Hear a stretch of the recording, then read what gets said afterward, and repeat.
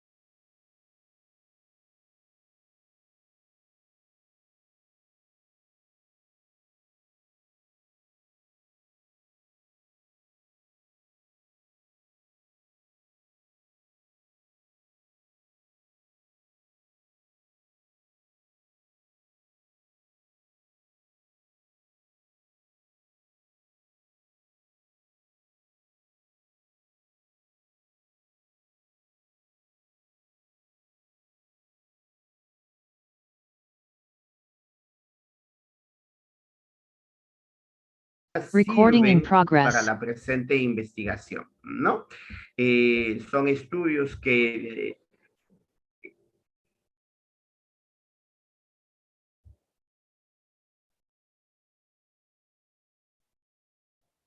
perdón.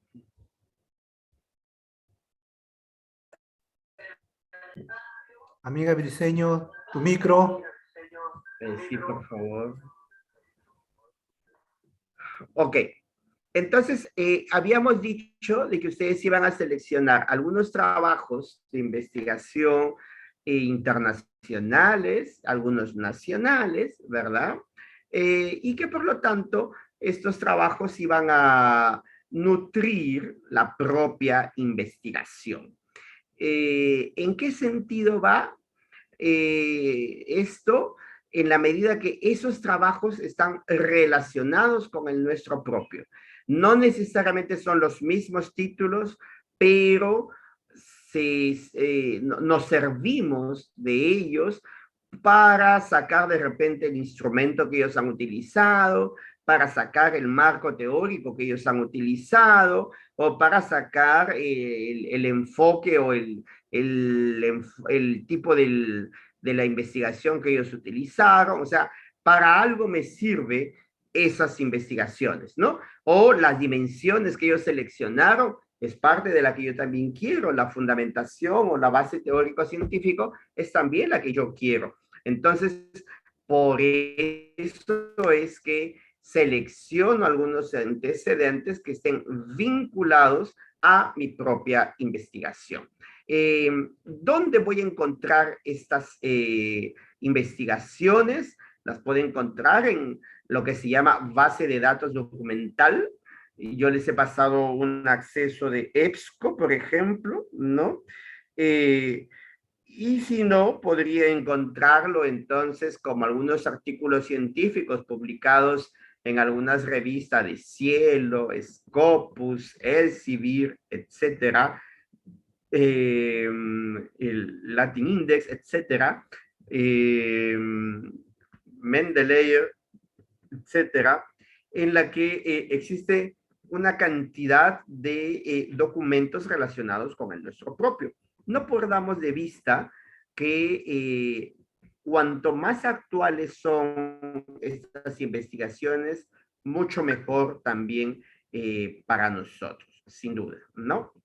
Entonces, la idea es que no nos olvidemos de estas consideraciones para la selección de los antecedentes. O sea, no es seleccionar cualquiera que me gusta o que suena bonito, sino que realmente me está siendo útil. Es por eso que cuando lo citamos al antecedente, hacemos un primer párrafo donde están todos los datos, pero luego viene un segundo párrafo que es el análisis, donde yo he dado cuenta de por qué he seleccionado ese estudio, justamente.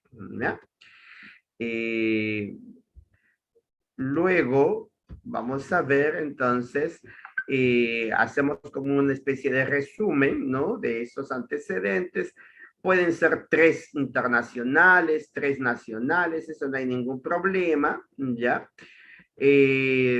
Ubicamos siempre 2 párrafos donde están los datos, el objetivo de la investigación, las conclusiones, etcétera, y todo esto lo citamos al estilo APA, y un segundo párrafo que es el análisis en el que yo vinculo esa investigación con la mía propia, ¿verdad? Podría añadir algún elemento como de repente el método, los instrumentos o la muestra con la que se trabajó en esos antecedentes. Acá tienen el mismo ejemplo, ¿verdad? El primer párrafo sobre los datos. No nos olvidemos señalar el tipo de investigación que es, si es de maestría, si es de pregrado, si es de doctorado, no lo sé. Luego acá vemos un poco el resultado y en la última parte vemos también cuál es la relación que hay entre ese estudio y el nuestro propio. ¿No? El marco teórico va a abordar las variables, obviamente, ¿no?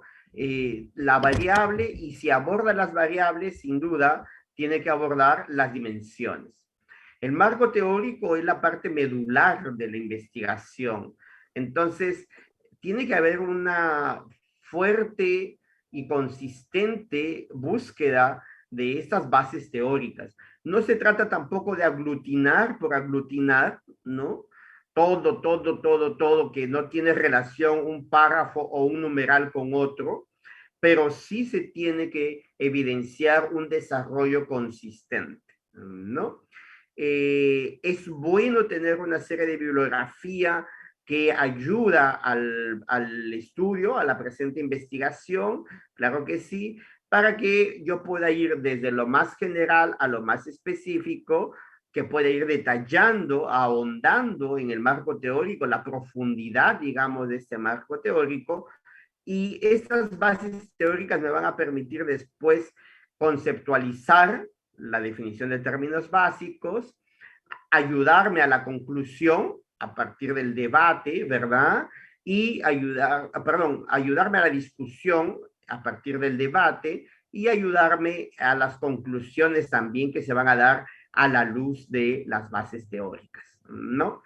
Eh, el marco teórico va a ser de alguna manera un resumen de todas aquellas teorías relacionadas con las variables, ¿no? De trabajarla de una manera muy profunda, pero eso no significa que tengo que poner todas las teorías y copiarlas, mucho menos copiarlas, porque ahora va a venir justamente un detalle que es la cuestión del Turnitin.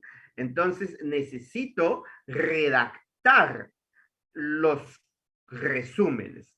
En otras palabras, es como trabajar en dos pantallas. Yo tengo en una pantalla la fuente, digamos, y en la otra pantalla tengo mi propio trabajo. Voy leyendo acá, voy resumiendo acá. Voy avanzando acá, sintetizo acá con una idea. Luego acá empiezo a armar nuevamente mi párrafo para que sea coherente, tenga secuencia lógica. Pero yo no podría hacer lo peor que pueden hacer mis amigos, lo peor es copiar y luego pegarlo acá, porque voy a tener un gran problema en el momento del Turnitin para sacar el índice de similitud. Entonces me va a salir muy alto. Tengan mucho cuidado, por favor. No se debe escribir todo lo que se conoce como el tema, no. Uno tiene que seleccionar, tiene que resumir, ¿verdad? Uno debe buscar fuentes confiables, claro. Tenemos la biblioteca del Concitec, tenemos lo de Alicia, tenemos Google Académico, tenemos estas revistas como Scopus, EBSCO, Host, entre otras, ¿verdad? Y algunos buscadores bibliográficos. Un buscador es así como si fuera un Google, un buscador de temas, pero hay buscadores que solamente buscan bibliografías, o sea, buscan solamente libros. Es casi como un Scopus, un EBSCO, ¿no? Pero que son de acceso gratuito. Por ejemplo, Zotero, Mendeley, Elsevier, etcétera, ¿no? Ustedes descargan, se lo instalan el Mendeley, por ejemplo, lo instalan, les llega a su correo electrónico una clave y usuario, y con eso pueden buscar la cantidad de libros y revistas científicas actualizadísimas que les van a ser de una gran ayuda para la elaboración de su propia tesis, ¿no? Luego, realizar el fichaje. El fichaje significa esto que les estoy diciendo, ¿no? Voy leyendo acá, voy sistematizando acá en esta página. Voy leyendo otra fuente y voy resumiendo en esta fuente. Entonces, luego, estos de acá los voy agrupando. Recuerden ustedes que ya tenemos nuestra estructura, nuestro esqueleto de todos los numerales, de todos los tópicos que deberían ir en nuestro marco teórico. Entonces, aquí acá lo voy pasando para acá, este de acá me gusta más, este de aquí lo paso para el otro lado, etc.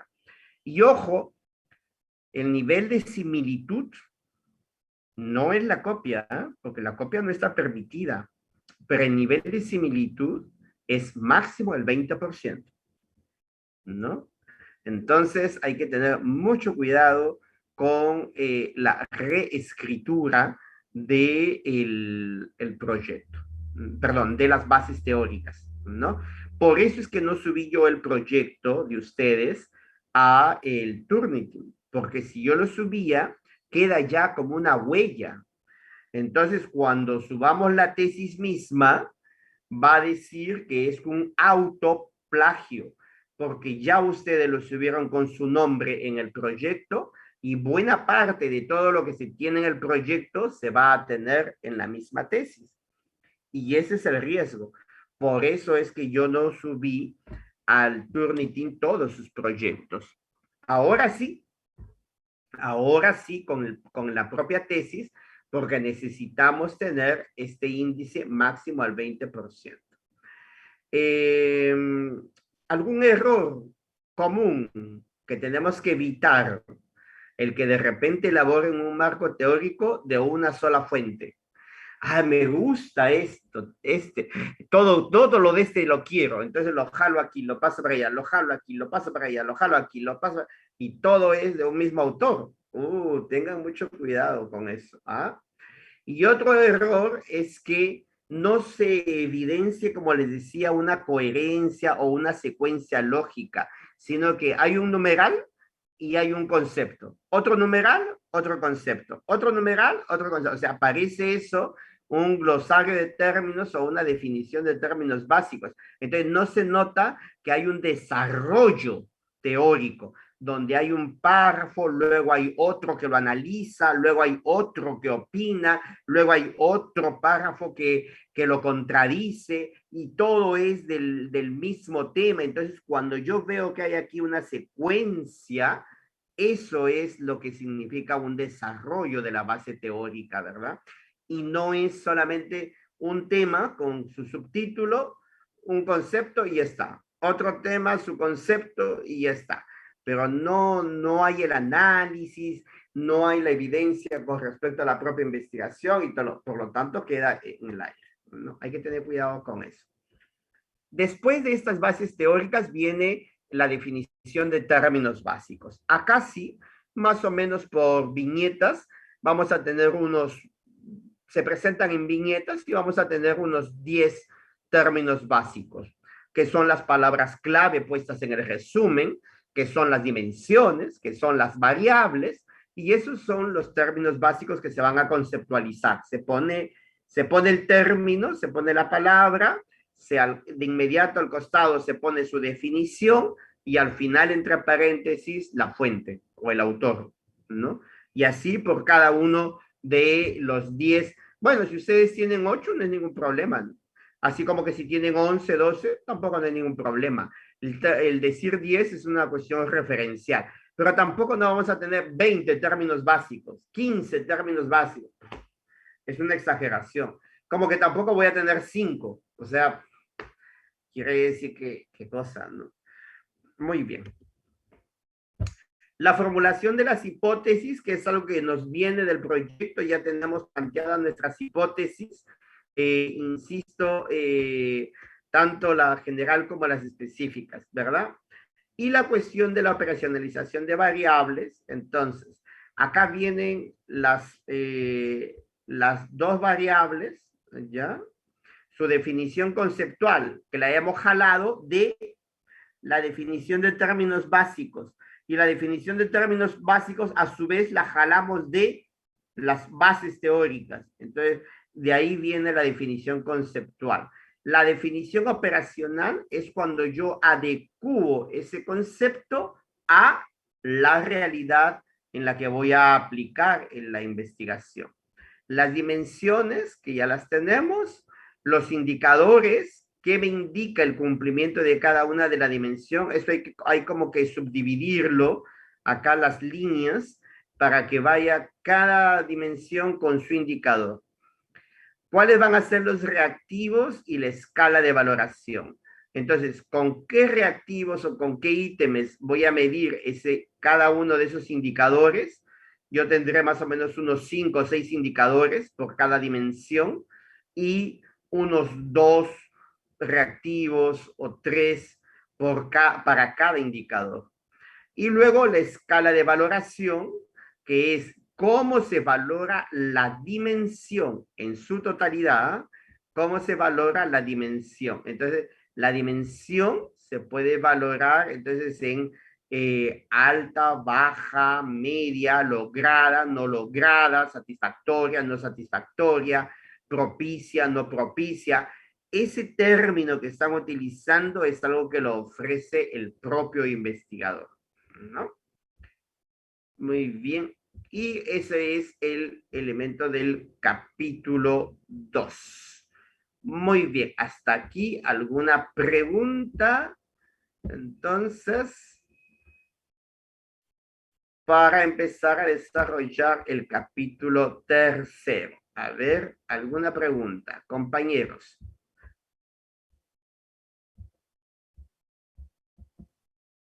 ¿Ve? Mira, marco teórico, hemos desarrollado los antecedentes, que buena parte nos viene, insisto, del proyecto. Las bases teóricas, acá tenemos que hacer el esfuerzo de un buen desarrollo.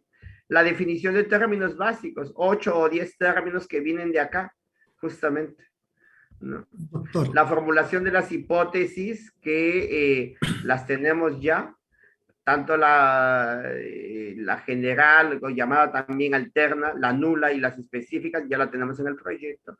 Y la operacionalización de variables, que también ya lo tenemos, solamente que esta vez se ha aumentado la columna de los ítems reactivos y la escala de podría, valoración. doctor, Muy bien. Antes de pasar a metodología, algunas preguntas. sí, me Sí, escucha, sobre la operacionalización de las variables en el cuadrito, esas columnitas nuevas, ¿no? ¿Podría, profundizar un poquito más? claro, la vez pasada hemos llegado hasta los indicadores. Sí, Ok, entonces ahora estamos añadiendo la columna de los reactivos o las preguntas que se van a desprender de los indicadores. Recuerden ustedes que en el instrumento nosotros vamos a entregar unas 20, 30 preguntas por cada variable. Entonces, esas preguntas no son gratuitas, sino que se desprenden de las dimensiones, pero a su vez no se desprenden de la dimensión en general, sino que se desprenden de cada uno de los indicadores. Entonces, es bueno que yo pueda ver que no queda ningún indicador vacío, sino que cada indicador, recuerden ustedes, la dimensión tiene como 4 o 5 indicadores y cada indicador tiene una o dos preguntas. ¿Qué podría suceder cuando hagamos este trabajo? Que hay varias de las preguntas que están atendiendo a solamente un indicador. Y puede suceder que uno de ellos casi no tenga ninguna pregunta. Entonces es allí donde tengo que repensar que haya un equilibrio, una coherencia entre la cantidad de los indicadores con respecto a la cantidad de los reactivos. Ahora, podría ser que alguien tenga mínimamente, lo mínimo que puede tener son unos 3 indicadores por cada dimensión, pero menos de 3 es imposible.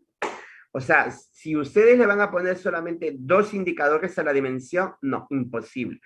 Mínimamente, y es bastante escueto, 3 indicadores es bastante escueto. Cuanto más indicadores tienen, más rápido le van a salir las preguntas. ¿Ah? Entonces, yo me hago la pregunta a la dimensión. ¿Qué me dice que alguien tiene esa dimensión? Imaginemos que una dimensión sea planificación de los aprendizajes. Ok, ¿qué me dice que alguien planifica los aprendizajes?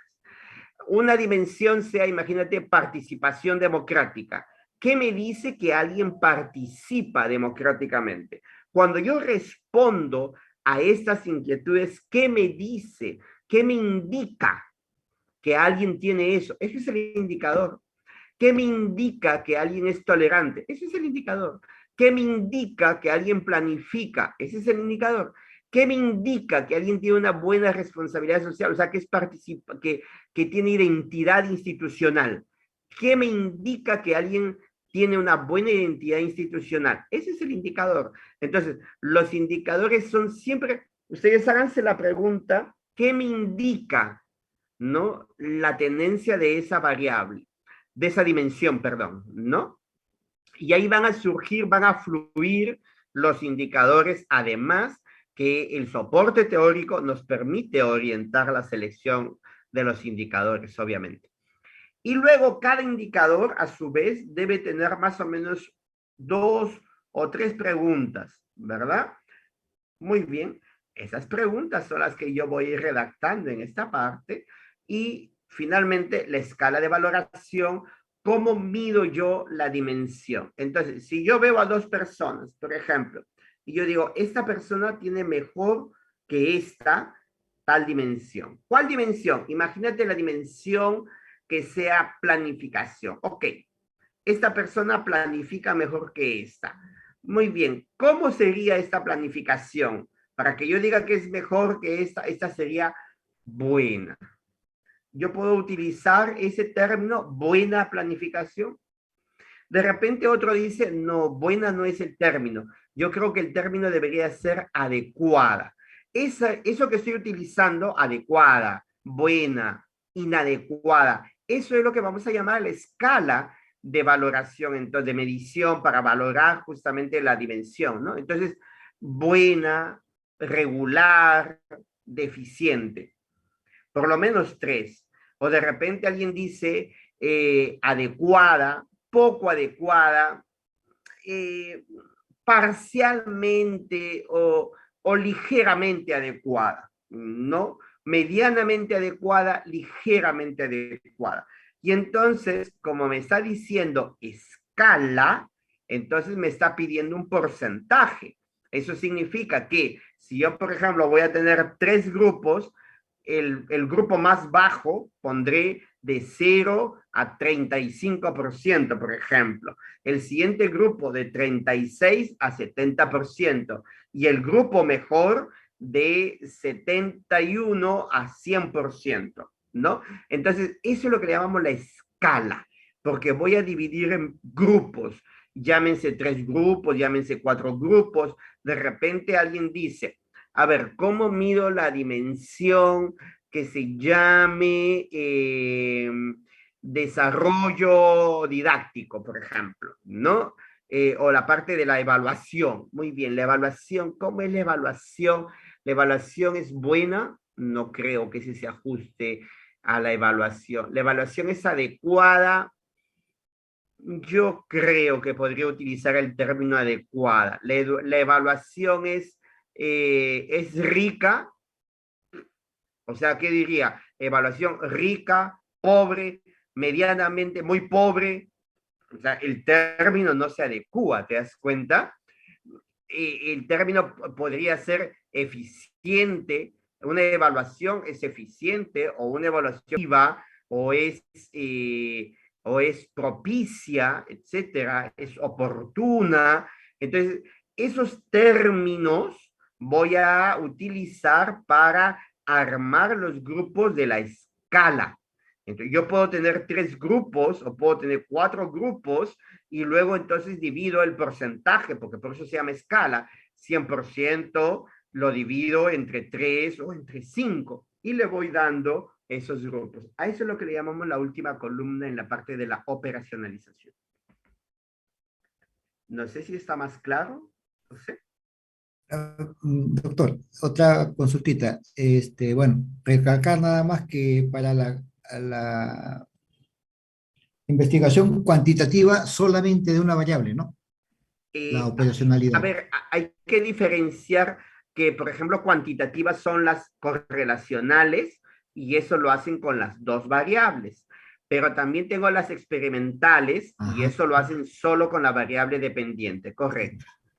Pero gracias. ambas son cuantitativas. O sea, no es el enfoque cuantitativo lo que determina que se trabaje con una o dos variables, sino es el diseño. Sí. Entonces, las investigaciones de diseño aplicada, ¿no? Experimental, trabajan solo con la variable dependiente. Y las investigaciones de diseño correlacional, descriptiva correlacional, trabajan con las dos variables.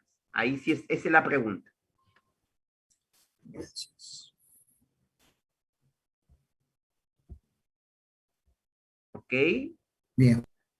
¿Alguna otra pregunta? A ver, ¿algún otro compañero también para que participe?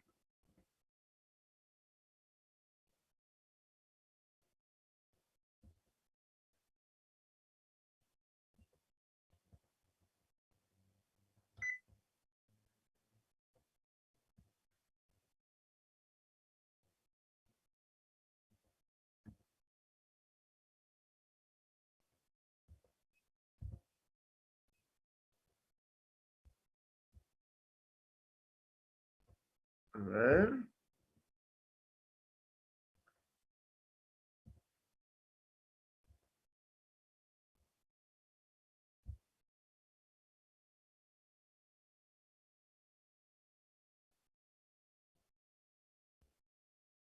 muy bien. A ver, no se ha incorporado ni a Tao ni Romero. No han podido todavía entrar. Muy bien. Seguimos entonces con el capítulo tercero. Me gustaría que quede bien clarito, por favor, ¿ah? Bien clarito, porque ahora lo que nos queda, ya está del proyecto buena parte, pero nos queda ser bien firmes, ¿ah? En esta propuesta teórica del segundo capítulo de nuestra tesis. Ya es el informe final de tesis, tiene que estar bien hechecito, ¿ah? Doctor, disculpe, ¿me escucha? Sí, claro que sí. A ver. A ver, me quisiera ver si me queda en claro lo que he explicado en relación a los reactivos. Me dices, llama reactivos a las preguntas Sí, que se van a considerar dentro sí, del instrumento, ¿correcto? sí, correctísimo, Y eso correctísimo. debe de coincidir con el número de indicadores que nosotros tenemos. Más o menos. Por Correcto. ejemplo, si podemos incluso un indicador, puedo tener dos reactivos, es decir, por ejemplo, en una encuesta, dos preguntas. Sí, es la idea, es la idea. Ok. Y ahora otra cosa. Un Dígame, minuto. Dios. ¿Qué mal haría si, por ejemplo, tuviera solamente dos indicadores y en cada indicador le pongo una pregunta? Entonces tendría un instrumento de dos preguntas. Y sería Dos muy preguntas por poco. cada dimensión. Y luego tengo 4 dimensiones, sería 8 preguntas. ¿Ves? Por eso es que yo les pido que en cada dimensión ustedes puedan tener por lo menos 3, 4 indicadores. Ya está. Si tengo 3 dimensiones y tengo 4 indicadores, ya tengo 12 indicadores. Y si de cada indicador voy a sacar un par de preguntas, un par de reactivos, ya tengo como 24 preguntas. Ya está como más consistente. Valga la cosa, está un poco más, mejor elaboradita, digamos. Correcto, doctor. Y entonces el otro punto es la escala de valoración, me dice, ¿no? ¿Hay algún esquema o alguna guía a seguir para ver cuáles son los tipos de escala de consideración? O solamente es criterio, porque ya hay algo establecido como, por ejemplo, satisfactorio, No. ¿no? Excelente. Cada investigador adecua estos términos, se llaman categorías, ¿ya? Entonces, cada investigador adecua sus categorías en función de su variable. Entonces, hay variables a las que se ajusta unas u otras. Por ejemplo, imagínate la variable autoestima. La variable autoestima, yo no le podría poner la categoría buena autoestima, mala autoestima. No existe mala autoestima, porque de hecho que ya es autoestima, no podría haber una mala autoestima, ni regular autoestima. Podría de repente haber una autoestima alta o una autoestima baja, ¿no? Podría. Por ejemplo, tengo la cuestión de la responsabilidad social. Yo podría decir responsabilidad social alta, no me va, por ejemplo. Podría decir responsabilidad social baja, tampoco, no me va. Pero ¿cómo alguien podría categorizar o tipificar la responsabilidad? Por ejemplo, podría yo decir eficiente, no sé si eficiente. Podría yo decir responsabilidad oportuna, no sé si oportuna. Podría yo decir responsabilidad adecuada, bueno, como que es mejor, ¿no? Se adecua un poco más al término, ¿no? Es por eso que cada investigador, según el criterio de análisis de su propia variable, le va asignando estas categorías. No todas las tesis tienen la misma categorización porque no todas tienen las mismas variables. Entonces, mucho depende de la naturaleza de la variable para yo categorizarlo. Ahora que puedo tener 3, 4, no hay ningún problema. Y divido el 100% entre esas 3 o 4. Excelente, doctor, porque justo a eso iba mi pregunta, en que si del total se dividía entre todo, el 100% entre ellos, ¿no? Y de haber, por ejemplo, dos instrumentos, porque cuando hay trabajos de control, por ejemplo, entonces se divide, ¿no? Igual, entre los dos instrumentos sería 50